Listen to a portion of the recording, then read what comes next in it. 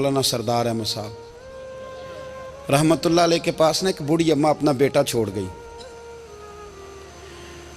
तो हज़रत साहब ने को 2 4 5 महीने रखा। तो बाद में उसकी अम्मा को बुला के कहा कि भाई तू बेवा है, बेटा तेरा यतीम है, मैं नहीं चाहता कि इसका वक्त ज़ाया हो।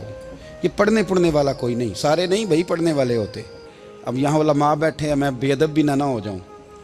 कुछ पूरे 8 साल लगा के भी आ जाते हैं, सनद भी उनके पास होती है। नाराज़ ना हो जाना, ये तो सब अच्छे लोग हैं। सनद होती है पर पता कोई नहीं होता। ये आला हज़रत ने लिखी है बात। सनद होती है, पूरी डिग्री होती है, उस पर कई लोगों के साइन भी होते। तो बहुत सारे तालिब इल्म ऐसे होते हैं जो मदारस में कहते हैं मैं फाजल फलां हूँ, लेकिन कोई शय पास। तो मौलाना सरदार अहमद साहब मुहद्दिस आज़म पाकिस्तान रहमतुल्लाह अलैह उस बूढ़ी को कहने लगे तेरा बेटा कुंद देना है, पढ़ना पढ़ाना इसने कुछ भी नहीं। तो यतीम बच्चा है, कल को तो कहेगी कि मेरे बेटे ने वक्त ज़ाया किया तो वापस ले जा।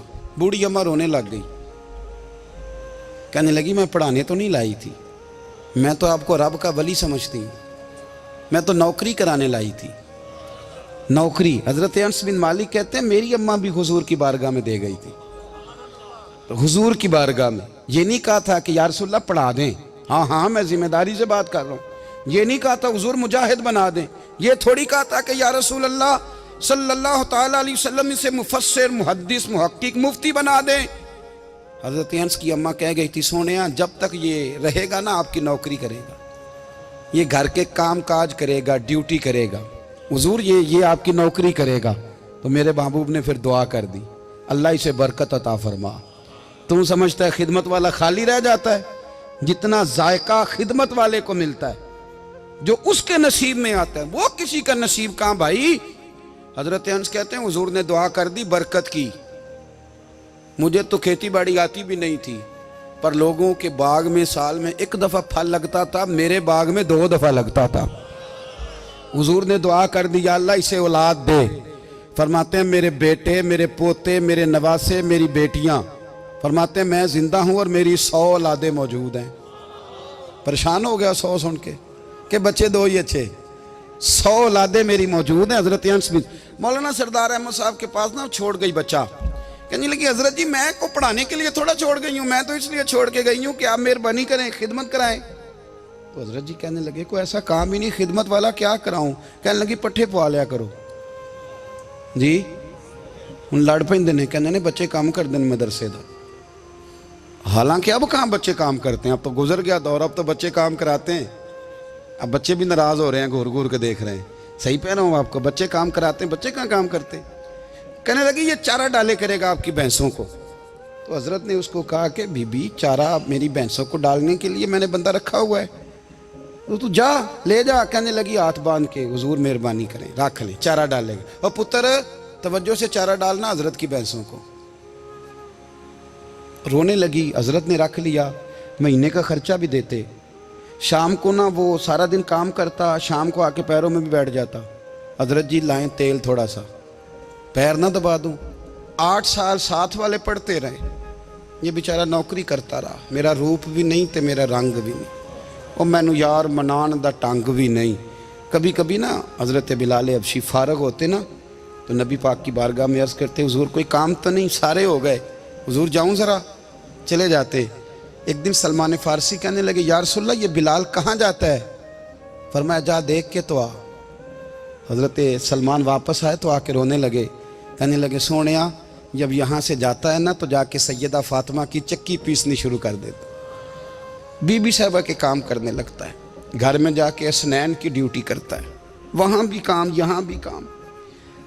वो चारा डालता रहा, उसने चारा डाला। हज़रत मुहद्दिस आज़म की भैंसों को दस्तार फजीलत का वक्त आ गया, सारे पगड़ियाँ सजा के आ गए, आज दस्तार होगी। ये ना पीछे होके बैठ गया, चूँकि पढ़ा ही नहीं था। तो दस्तार का है कि दस्तार तो उसकी जो पढ़ेगा, हमने तो पढ़ा ही नहीं, हमने तो यार पढ़ा, घर पढ़ा, ड्यूटी करी। हज़रत मुहद्दिस आज़म रहमतुल्लाह अलैह के यहाँ जब ऐलान होने लगा ना कि अब दस्तार होगी, तो हज़रत ने पहला ऐलान उसका फरमाया। तो मजा वाला बंदा कपड़े भी कदी कदी बदलता है ना, वो कहता है जिस हाल में भी था मैं पलट के देखने लगा कि पढ़ा पढ़ाया तो है, कोई शय नहीं। तो ये माजरा क्या है। पीछे से उठ के आए तो कहते हैं बाकियों की दस्तार किसी आलिम ने की, किसी सूफी ने की, लेकिन ये भैंसों को चारा डालने वाला जब आया तो मुहद्दिस आदम ने फरमाया पगड़ी के बाल को कोई हाथ ना लगाए, ये सारी दस्तार मैंने करनी है। और फरमाते हैं हजरत बाल भी देते जाते थे और आंसू भी बहाते जाते थे, माथा भी चूमते थे और फरमाते थे दस्तार के बाद चला तो नहीं जाएगा यार, मुझे तो इबादत भी नहीं रह गई, मुझे तो चाबियों को भी नहीं पता कौन सी कहाँ रहती है, जाएगा तो नहीं तू? तो रो पड़ा, कहने लगा सोने जाए तो वो जिसके पल्ले कुछ है हो, आता जाता तो है कुछ नहीं, मुझे किसने रखना है, मैंने कहाँ जाना है, इधर कहाँ तो इधर ही रहूँगा।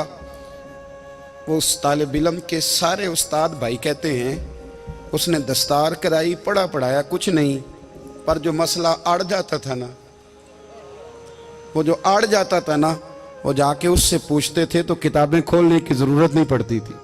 मौलाना अमजद अली साहब आज़मी रहमतुल्लाह अलैह फरमाते हैं यकदम आला हजरत का दरवाज़ा खुला, ये भी मेरे आला हजरत की ज़िंदगी है, इसे भी देखो, यकदम दरवाज़ा खुला तो बूढ़े इमाम के पैरों में जूता कोई नहीं और आला हजरत सर पट दौड़े। मैं करीब गया, मैंने कहा हुजूर मैं सदके जाऊं, कहाँ जा रहे हो? कहने लगे किसी ने बताया मेरा मुर्शद का बेटा रेलवे स्टेशन से गुजरने वाला है, अमजद अली देर न कर यार, कहीं शहजादा नाराज ना हो जाए, मेरे मुर्शद का बेटा, मेरे शेख का पोता, यार जरा जल्दी कर।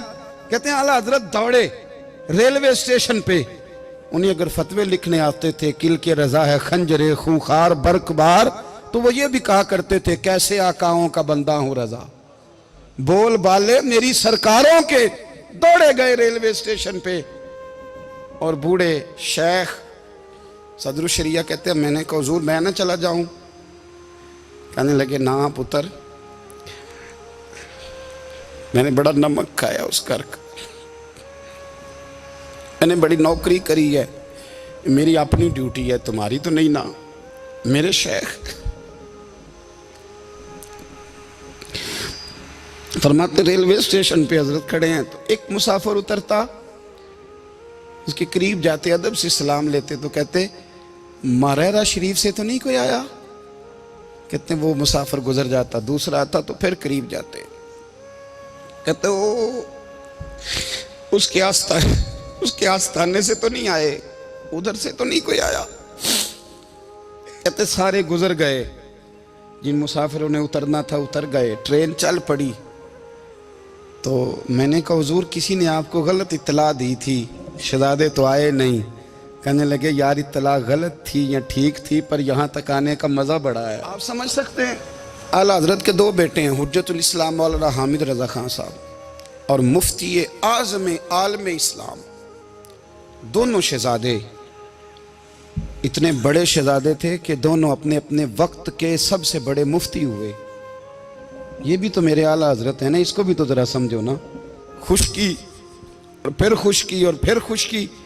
एक दिन पीर साहब ने कहा, नूरी मियाँ साहब, क्या अहमद रज़ा यार वो भैंसें रखी हुई हैं तो उनको ना गीदड़ आके तंग करते हैं, तो दो कुत्ते मिल जाए ना कभी, तो चलो रात को पहरेदारी करेंगे, दो कुत्ते मिल जाएं। मैं अक्सर सोचता हूँ कि आला हजरत तो आलिम थे, उनका कुत्तों से क्या लेना देना। हजरत जी आपने कुत्तों की बात करनी थी तो किसी दुनियादार से करते, दो कुत्ते मिल जाएं तो ज़रा जानवरों की देखभाल करेंगे। फरमाया हुजूर सवेरे ही आ जाएंगे। भाई आपका तो ये शुगर ही नहीं, तो आप कहाँ से लाएंगे? दिन चढ़ा तो दोनों बेटों के गले में रस्सियाँ डाली। आला हजरत को सिर्फ आप फतवे की रोशनी में देखते हैं, आपको उस शख्स के दर्द का नहीं पता, उसके जायके का नहीं पता, वो किस स्टेज का आदमी है, स्टेटस क्या है तरीकत में, शरीयत में, इश्क में। दोनों शहजादों के गलों में रस्सियां और पकड़ा हुआ है। तो नूरी मियाँ साहब कहते हैं मैं चारपाई पे बैठा था तो नीचे बिठाल दिए दोनों बच्चे, मैं उठ के खड़ा हो गया। मैंने कहा मौलाना ये क्या? कहने लगे हुजूर ड्यूटी भी करेंगे और रोटी भी नहीं मांगेंगे। जिन्हां तना विच इश्क न रचिया कुत्ते ना थी चंगे, मालक देकर राखी कर दे साबर भुखे नंगे। किधर गया ज़ौक़, किधर गया वो दर्द? और फिर जब बारी आई रसूलुल्लाह के प्यार की, जब बारी आई नबी पाक की मोहब्बत की, तो फिर फाजिल बरेलवी का कद अगर लिखने में कमाल है ना, तो महबूब के प्यार करने में भी कमाल है। उन्होंने ना सारी ज़िंदगी, यानी सारी ज़िंदगी ये कह के गुजार दी कि इश्क तेरे सदके जलने से छुटे सस्ते, जो आग बुझा देगी वो आग लगाई है। एक सैयद साहब थे, मकान बन रहा था आला हजरत का, तो सामने ना बिल्कुल लाइब्रेरी थी। तो जब मकान बन रहा होता है तो तब सारे मिस्त्री मजदूर अंदर ही होते हैं, तो सब का आना जाना था, सब लोग आते जाते थे बिला झिझक। तो वो सैयद साहब भी एक दिन आ गए, सामने लाइब्रेरी में मिले, फिर चले गए। कुछ दिनों के बाद घर मुकम्मल हो गया, अब औरतें भी आ गईं। तो शाह जी को पता नहीं था, वो पुराना ही माहौल समझ के ना, मौलाना ज़फ़रुद्दीन बिहारी कहते हैं पुराना ही माहौल समझ के तो अंदर आ गए।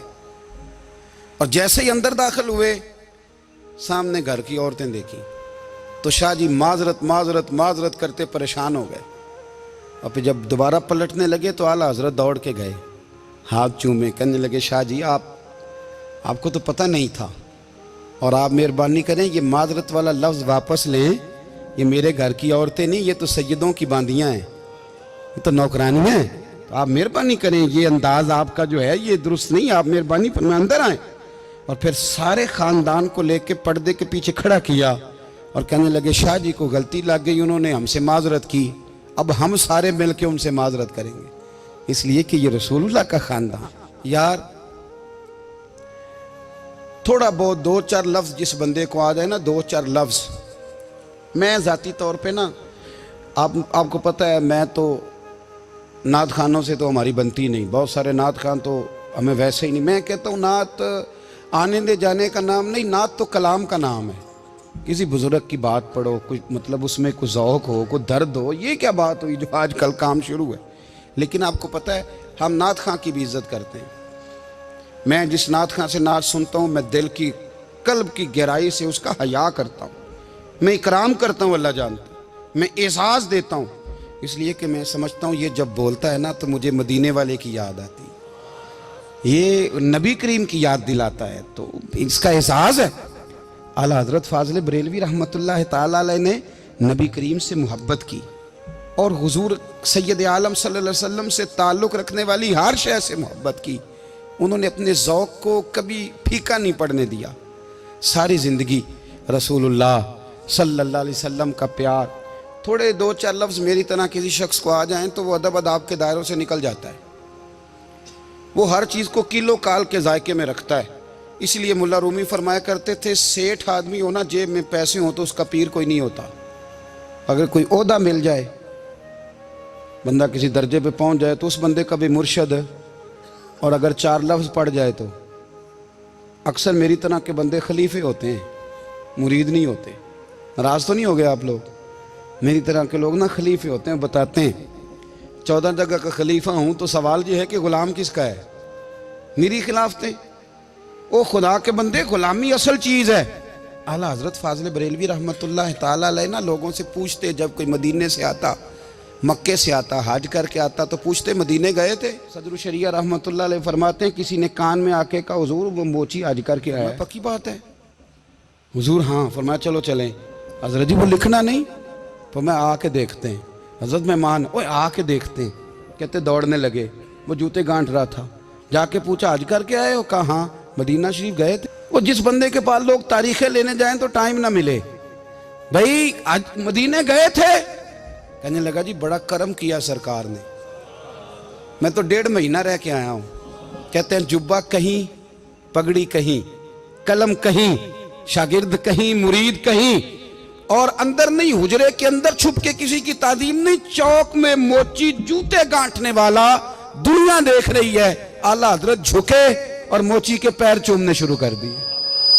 लोग पकड़ दें, हुजूर ये क्या? वो भी पैर, कहने लगे पीछे हट जाओ, ये वो कदम है जो मेरे मुस्तफ़ा करीम के दरे दौलत से होके आए। हरम की ज़मीन और कदम रख के चलना, अरे सर का मौका है वो जाने वाले। ये जायका, ये दर्द, तो आला हजरत ने ना ज़ौक़ वाली ज़िंदगी गुजारी, अदब वाली ज़िंदगी गुजारी, प्रेम वाला वक्त गुजारा, इश्क वाला वक्त गुजारा। हजरत बिलाल हबशी कभी सिपा सालार बने थे किसी जंग में, किसी सूबे के गवर्नर बने हो? बोलो तो सही यार। उनका तारुफ क्या था? नबी करीम के गुलाम। हुजूर के ना जो ज़ाती मामलात थे ना, 20 अंसारी नौजवान थे जो हर वक्त नबी पाक के पास खड़े रहते थे कि हुजूर को हुक्म करें। 20 और 34 से लेकर 40 तक गुलाम हर वक्त हुजूर की बारगाह में रहते। हजरत बिलाल हुजूर के ज़ाती मामलात की खिदमत करते थे। कोई ऐसी वो जो तबलीग की या दावत की या जंग की या जिहाद की कोई ड्यूटी नहीं वो करते थे, ज़ाती खिदमत सरकार की। हजरत उमर फारूक वो शख्स हैं कि जिन्होंने कभी किसी बंदे को खातर में नहीं लाए वो, लेकिन जब हजरत बिलाल आते थे ना तो जनाब उमर उठ के खड़े होते थे, कुर्सी छोड़ते थे और फिर एक नारा लगाते थे, कहते थे या बिलाल अंता सैयदुना, बिलाल तू हमारा सरदार है यार, तू हमारा। यानी इश्क का ज़ौक़ पूरा करना उन्हें भी आता था। इसलिए मेरा मशवरा है, मेरी राय है, और जो मेरा हुक्म मानने वाले हैं उनके लिए मेरा हुक्म है कि ज़ौक़ ना कभी भी ख़राब करना, कभी भी ना ज़ौक़ ना ख़राब करना, अपना लुत्फ़। मैंने कई दफ़ा, मैं पहली दफ़ा मदीना शरीफ हाज़िर हुआ तो एक बाबा जी मेरे आगे आगे थे, तो उनको ना धक्के मार रहा था। वो सामने खड़े होते हैं ना, अल्लाह खैर फरमाए, अपनी अपनी ड्यूटियाँ ना, उनकी भी एक ड्यूटी है ना जी। तो वो धक्के मार रहा था तो बाबा उसे कह रहा था तेरी खैर होवे पहरेदारा, रोजे दी जाली चुम लैन दे। उन्हें फिर धक्का मारिया तो फिर उन्हें कहता तेरी खैर होवे पहरेदारा। मैंने, वो बिल्कुल अनपढ़ बाबा जी थे पर मुझे उन्होंने बहुत बड़ी बात समझा दी, मैंने उनसे बड़ा सीखा, मिंबर पे जिक्र कर रहा हूँ। वो तीसरी दफा फिर धक्का मारा, तेरी खैर होवे पहरेदारा, रोजे दी जाली। तो बाबा जी बाहर निकल आए तो मैं भी पीछे निकल आया। तो मैंने कहा बाबा जी यहाँ कुछ इन्होंने बांग्लादेशी और हिंदुस्तानी भी रखे हुए हैं, पर ये तो अरबी था खालस। उन्होंने कदों तो भी समझ आती सी, तुसी पंजाबी का शेर सुनाई जा रहे हो।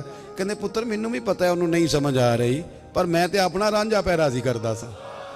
मैनू पता है उन्होंने कहा ओ यार असी रांझा भी तो राजी करना है कि नहीं, कि सारी जिंदगी किलो काल के झगड़े में पड़े रहना। ऐ इश्क तेरे सदके जलने से छुटे सस्ते, जो आग बुझा देगी वो। और एक जगह पे आला हजरत कहते हैं जान दे दी वादा दीदार पर, हमने जान दे दी। हाँ, खाली उसने वादा किया था कि आऊंगा, आया नहीं था, पर जान हमने पहले दे दी। तो इसलिए ना ज़ौक़, शौक़, प्यार, वारफ्तगी, मोहब्बत असातिज़ा के लिए, बुज़ुर्गों के लिए, उलमा के लिए, मशाइख के लिए, बड़ों के लिए, ना ज़ौक़ ना कभी ख़राब होने पाए। अल्लाह आपको सलामत रखे। और कुछ दुआएं मैंने दे दी हैं, कुछ अल्लाह जानता है मेरे दिल में हैं, वो मैं देता रहता हूँ। अल्लाह आपको हमेशा शाद व आबाद फरमाए।